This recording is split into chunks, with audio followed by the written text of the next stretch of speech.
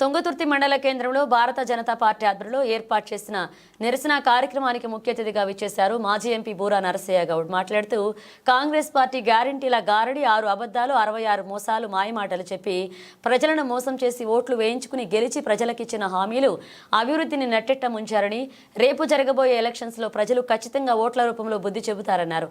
కొండ నాలుకకు మందు వేస్తే ఉన్న నాలుక ఊసిపోయింది అన్నట్లుగా కాంగ్రెస్ పార్టీకి ఓట్లు వేసి గెలిపిస్తే ఉన్న రైతు బంధు అభివృద్ధి ఊసిపోయిందన్నారు. ఎంపీ సీట్లలో కూడా సగానికి సగం బీజేపీ గెలిస్తే అధికార పార్టీ ఉండి కూడా అంతే గెలుచుకుంది.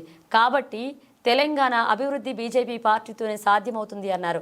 ఈ కార్యక్రమంలో బీజేపీ పార్టీ జిల్లా ప్రధాన కార్యదర్శి మల్లెపాక సాయిబాబా, జిల్లా అధ్యక్షులు బొబ్బా భాగ్యరెడ్డి, పార్టీ నాయకులు, కార్యకర్తలు పాల్గొన్నారు.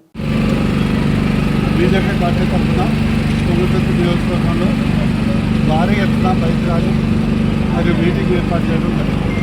దీని ప్రధాన ఉద్దేశం ఏంటంటే తెలంగాణ రాష్ట్రంలో కాంగ్రెస్ పార్టీ కల్లోపల్లి కబుర్లు చెప్పి అలవగాని హామీలను ఇచ్చి అనేకమైనటువంటి 6 మోసాలు 66 అబద్ధాలు చెప్పి ఈ రాష్ట్ర ప్రభుత్వాన్ని ఏర్పాటు చేసి ఈరోజు అభయస్థం కాదు పూజ చేయించింది. ఈ విషయాన్ని ఆత్మవంచన చేసుకుంటూ ఏదో పెద్ద పరిస్థితులతో విజయోత్సవ సభలు నిర్వహిస్తుంది. వారిచ్చిన 6 గ్యారెంటీలు ఒక్క గ్యారెంటీ కూడా అమలు కాలేదు. ఆ ఉచిత బస్సు కూడా ఆర్టీసీ కార్పొరేషన్ నడిపిస్తుంటే రాష్ట్ర ప్రభుత్వం కాదు. ఇకపోతే రైతులు నెట్టేయడం వచ్చారు, బోనస్ అన్నారు, శతకోపం పెట్టారు. రైతు కొండ నాలుకకి బందేస్తే ఉన్న నాలుక ఉన్నట్టు ఉన్న రైతు బంధు పోయింది.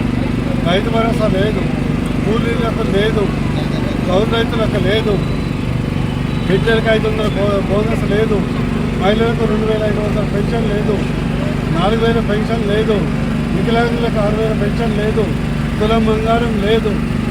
వాళ్ళు చేసిందల్లా ఏంటంటే రోజుకు 4 ఇళ్ళు కూడగొట్టారు. వాళ్ళు చేసిన ఘనకారం హైదరాబాద్లో ఒక భయభ్రాంతులు క్రియేట్ చేయడం వల్ల రియల్ ఎస్టేట్ మొత్తం ధమాల్. కనీసం రియల్ ఎస్టేట్ మీద బతికే యువకులందరూ, మధ్యతరగతి కుటుంబాలందరూ ఈరోజు ఇల్లు గడవక నానాటిపడుతుంది.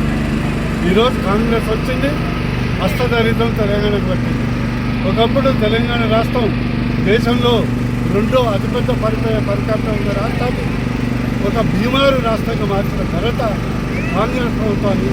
ఇప్పుడైనా ప్రజలు కళ్ళు తెచ్చుకొని ఏ ఎన్నిక వచ్చినా కూడా బీజేపీ పార్టీని, కమలం గుర్తుని, నరేంద్ర మోదీ గారిని ఆదరించాలని ఉంటుంది. తుంగతుర్తి టౌన్లో ఈ కాంగ్రెస్ సంవత్సర కాలంలో చేసినటువంటి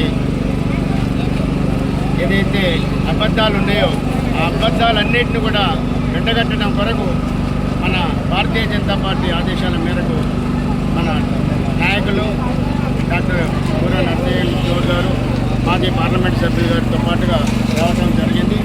మరి ఇక్కడ వాళ్ళు ఒక్కొక్కటి ఏదైతే చెప్పిండ్రో 6 పథకాలు అన్నారు, 66 అబద్ధాలు చెప్పినారు. ఆ దాంట్లో ఏ ఒక్కటి కూడా ప్రజలకు చేయలేదు. ప్రజలను మోసం చేయటమే వాళ్ళ కంకణంగా భావించి ప్రజలందరినీ మోసం చేశారు. మహిళలను మోసం చేశారు, యువతను మోసం చేశారు, తర్వాత కౌలు రైతులను మోసం చేసిండు.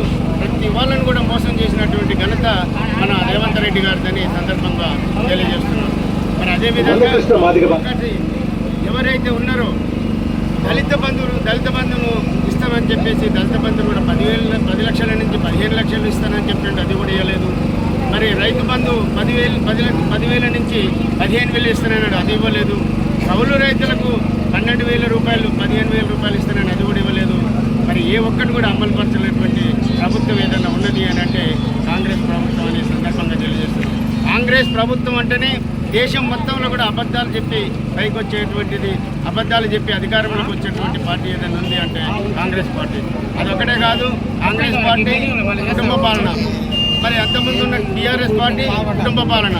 మరి ఈ కుటుంబ పాలన ఏంటంటే స్వార్థ ప్రయోజనాల కొరకు, స్వార్థ రాజకీయాల కొరకు, స్వార్థ ప్రయోజనాల కొరకు ఉపయోగించుకునేటువంటి ప్రజలను మోసం చేయడానికి చేసేటువంటి ఘనత ఎవరిది అంటే ఈ 2 పార్టీలది.